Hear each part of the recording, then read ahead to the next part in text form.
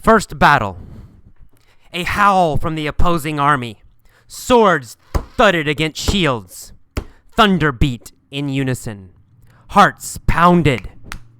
I gripped my sword and braced the shield against my shoulder. Giddy tendrils raced through my gut and chest. A wild grin broke upon my face.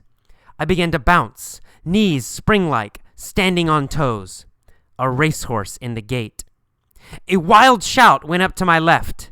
I turned to see a wiry warrior clad in sparkling scale and a green cape, carrying a coffin-shaped shield. He strode the front of our lines, turned to our enemies, and threw insults against them. "Cowardly vermin of Trimaris, prepare to die!" He shook his sword, and our army let out a cackling howl. Goosebumps spread across arms and belly. I thudded the butt of my rattan sword on the inside of the shield. Our lines advanced. The enemy continued drumming their shields, and likewise strode forward. Full of adrenaline, eyes wide with awe, muscles tense as steel, I approached my first battle, almost forgetting that none of this was real. No one would die. No one would kill. This was my introduction to the SCA, or the Society for Creative Anachronism. The SCA is a collection of oddballs who dress in medieval clothing, strap on armor, and beat each other with wooden swords. They also dance, sing, and create works of art. The group is a collection of outlandish creatives, hyper-intelligent geeks, talented artists, Hamish performers, history buffs, academics, poets, social misfits, and folks who simply refuse to succumb to the drudgery of being normal. I was a member for nearly 10 years and loved every minute. The heart of the SCA is the weekend event, an affair that revolves around a number of semi-historic activities, usually held at a state park. Typically, a battle or tournament is the centerpiece of the event. My first battle was small by today's standards. Each army had only 100 people. The group now hosts battles which involve thousands of participants. The largest is held annually in Pennsylvania in August and is known as the Pennsic War. As the Pennsic example implies, SCA groups and events are spread throughout the United States. In fact, the group is growing internationally, especially in Europe. There are also groups in Japan and Korea. The SCA divides the U.S. and the world into a patchwork of regional organizations called kingdoms.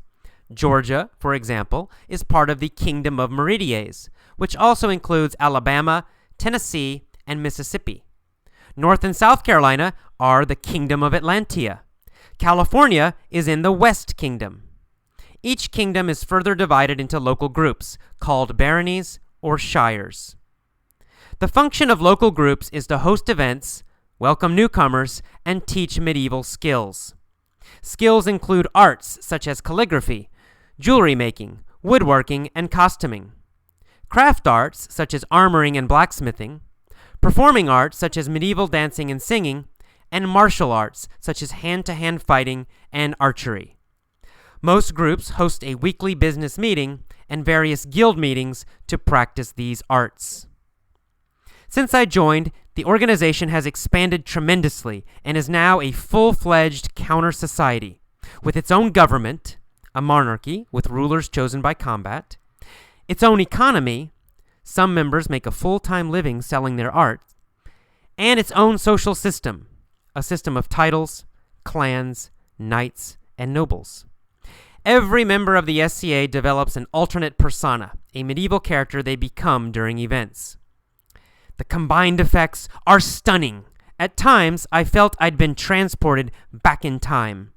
My first SCA battle produced all the nerves, all the excitement, all the intensity of entering a real battle, pounding heart and manic energy and fear of being killed. For some, the SCA is an exercise in living history. Many members are meticulous researchers, accomplished experts in a chosen discipline of history. Others join the group for its unique social characteristics, its embracement of eccentricity, its community and camaraderie. But for me, the SCA was an act of jubilant defiance, an enthusiastic refusal to surrender to tedium. I did not, and do not, want to abandon the creative flow of childhood.